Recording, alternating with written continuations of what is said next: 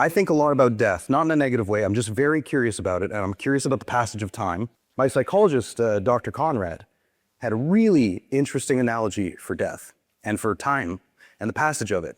We tend to experience time in the same way we experience forces on a highway. So we're cruising down a highway at steady velocity. We don't notice how fast we're going. We're kind of caught in the day-to-day. The only time we really notice how fast we're going is when we accelerate or decelerate. And those forces push us back into our seats and we feel, oh wow, we're going really fast.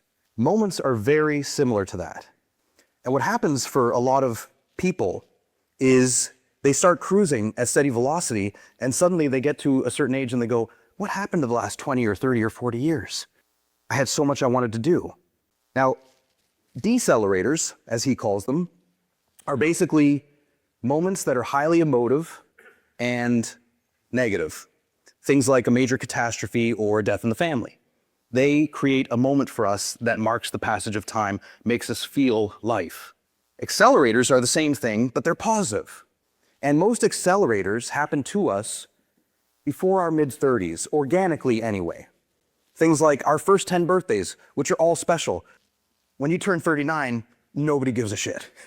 But your first 10, your first 12, whatever, they're very exciting. Losing a tooth is exciting and getting a buck for it. Getting an A on a test, going to school for the first time, falling in love, getting into university, buying a house, getting married, having kids, all positive accelerators that mark the passage of time. And most of these things tend to happen before our mid-30s, which leads some people to believe that we can't live a fulfilling life after our mid-30s.